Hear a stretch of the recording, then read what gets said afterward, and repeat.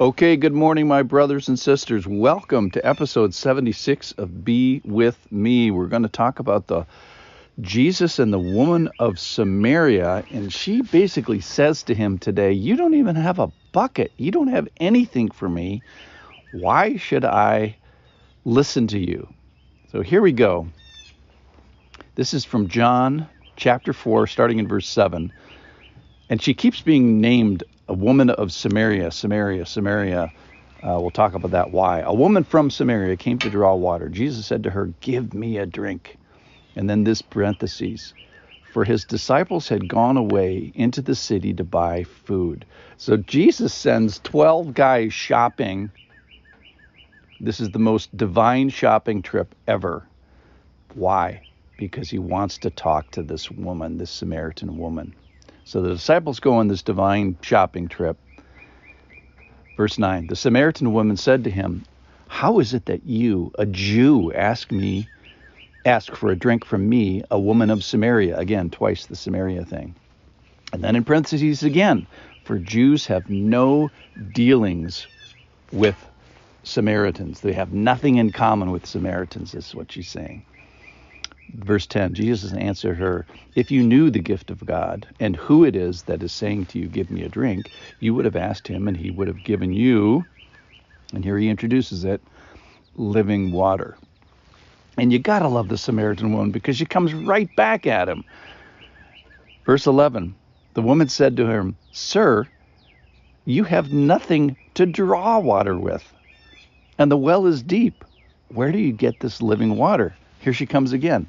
Verse 12, are you greater than our father Jacob? He gave us this well and drank from it himself, as did his sons and his livestock. And we won't get to this part, but Jesus says to her, everyone who drinks of this water will be thirsty again, but whoever drinks of the water that I will give him will never be thirsty again. So I just love, first of all, let me talk about the Samaritan woman. She is feisty. Wow. There is a lot to this woman. Now, most of it is not directed in a good direction, but she is definitely a woman of substance and depth and fire.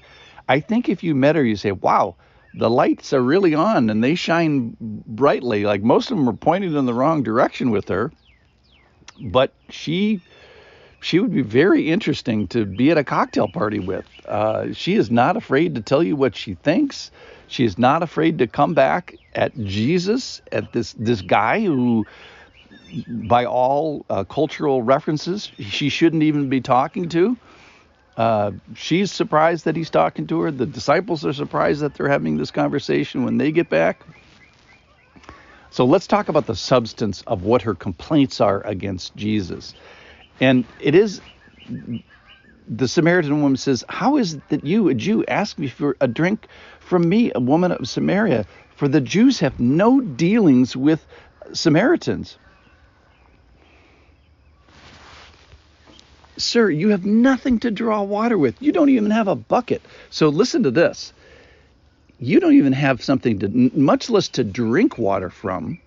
You don't even have a draw water thing. You don't have a draw bucket, and you don't have a drinking cup. So fundamentally, you just don't have anything. And remember, Jesus is weary. He's human. He's thirsty.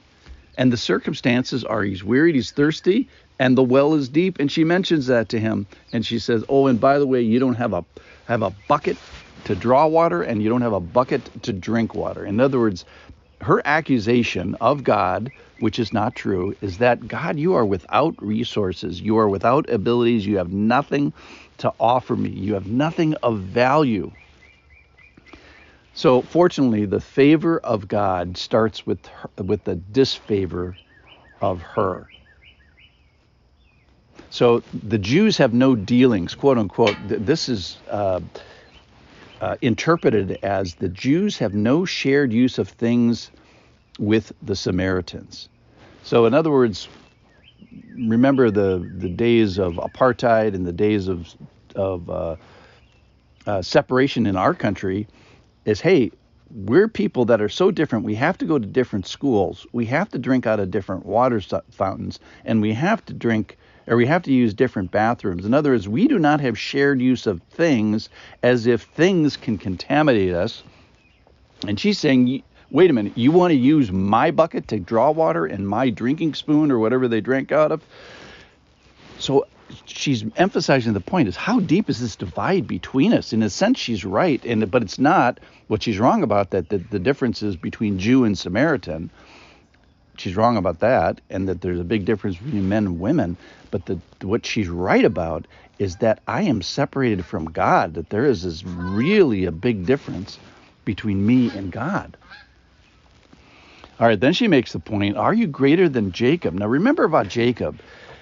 Jacob is the old name for a guy named Israel, who eventually they named a nation after. And then Israel means struggler or wrestler. So the whole nation of Israel is a guy that strives after God. Now, this guy originally, if you were in the heavenly council and Jesus or God said, hey, this is the guy I'm going to build a nation with, we'd be like, really? This is the guy you're going to choose? You're going to name, and you're going to name it after him? You're going to build the nation with this guy? This deceiver guy, schemer, who raised a bunch of criminals and kidnappers and attempted murderers? Yes, the Lord says, yeah, I'm going to make a nation of wrestlers with me. And she says, are you greater than him? You don't have anything. So in conclusion, first of all, Yahoo to the Samaritan woman, I love her spirit.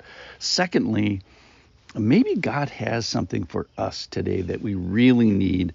We have needful things, and we don't even know it. We'll talk, I'm sure, about living water because it's a big theme of this. But what is the need today? What is the thirst today? On one hand, I think she's right. There is a divide between God and people. God and mankind and womankind. And the miracle in today's story is not that I favor God, which is her complaint, which is, Lord, you have nothing for me.